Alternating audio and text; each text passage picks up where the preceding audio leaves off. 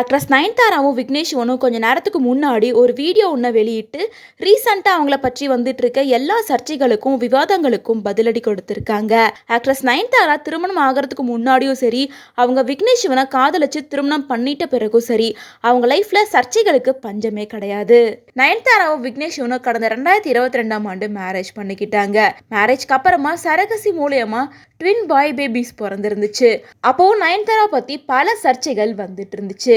அதுக்கப்புறமா கொஞ்ச நாட்களா எந்த ஒரு பிரச்சனையும் இல்லாம ஸ்மூத்தா போயிட்டு இருந்த நயன்தாரா அண்ட் விக்னேஷ்வன் லைஃப்ல அடுத்தபடியா நெட்ஃபிளிக்ஸ் ஓடிடியில் நயன்தாராவோட டாக்குமெண்ட்ரி ஃபிலிம் ரிலீஸ் ஆகிறது சம்மந்தப்பட்டதா தனுஷோட கம்ப்ளைண்ட் அப்படின்னு எக்கச்சக்க பிரச்சனையில நயன்தாராவோ விக்னேஷ்வனும் இருந்துட்டு இருந்தாங்க.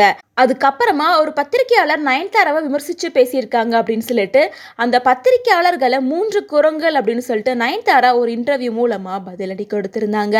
அதை தொடர்ந்து நயன்தாராவோட ஹஸ்பண்ட் ஆன விக்னேஷ்வன் புதுச்சேரியில இருக்க அரசுக்கு சொந்தமான ஒரு ஹோட்டலை விலைக்கு கேட்டதாகவும் நயன்தாரா அப்படின்ற ஒரு விசிட்டிங் கார்டை பயன்படுத்தி விக்னேஷ்வன் செயல்படுறாரு.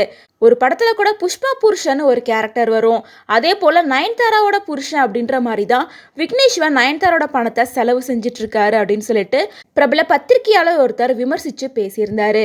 அதுக்கு பதில் கொடுக்கிற மாதிரி விக்னேஷ்வனும், நான் ஒன்றும் புஷ்பா புருஷன் கிடையாது, என் கூட வந்த ஒருத்தர் தான் அந்த ஹோட்டலை விலைக்கு கேட்டாரு, எனக்கும் அதுக்கும் சம்மந்தம் இல்லை அப்படிங்கிற மாதிரி ஒரு ஸ்டேட்மெண்ட்டை ரிலீஸ் பண்ணியிருந்தாரு.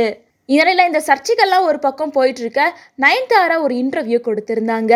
அதில் நான் விக்னேஷ்வனை திருமணம் பண்ணியிருக்கவே கூடாது, அவர் திருமணம் பண்ணனால தான் இப்போ இவ்வளோ பிரச்சனையும் நடந்திருக்கு, அவரை போல ஒரு நல்ல மனிதர் இந்த உலகத்தில் இருப்பாங்கன்னு கேட்டால் அதுக்கு எனக்கு பதில் தெரியாது அப்படின்ற மாதிரி ரொம்ப எமோஷ்னலாக ஒரு இன்டர்வியூ மூலமாக நயன்தாரா பேசியிருந்தாங்க.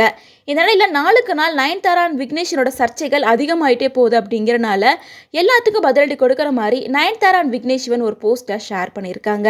யார் என்ன சொன்னாலும் சரி, எங்களை பற்றி என்ன நடந்தாலும் சரி, எதை பற்றியும் எங்களுக்கு கவலையே கிடையாது, சிரிச்சுக்கிட்டு அப்படியே மூவ் ஆன் பண்ணி போய்கிட்டே இருப்போம் அப்படின்ற மாதிரி ஹாப்பியாக இருக்க மாதிரியான எமோஜியோட ஒரு ரெஸ்டாரண்ட்டில் 2 பேரும் இருக்க மாதிரி ஒரு வீடியோவை ஷேர் பண்ணியிருக்காங்க. அந்த வீடியோவில் 2 பேருமே ஃபன்னியாக சிரிச்சுக்கிட்டே இருந்திருக்காங்க. ஸோ இது மூலமாக என்னை பற்றி நீங்கள் என்ன வேணால் பேசிக்கோங்க, அதை பற்றி எங்களுக்கு கவலையே கிடையாது, நாங்கள் எங்கள் லைஃப்பை எப்போவுமே ஹாப்பியாக சிரிச்சுக்கிட்டு என்ஜாய் பண்ணிகிட்டே இருப்போம் அப்படின்ற மாதிரி இருக்குது.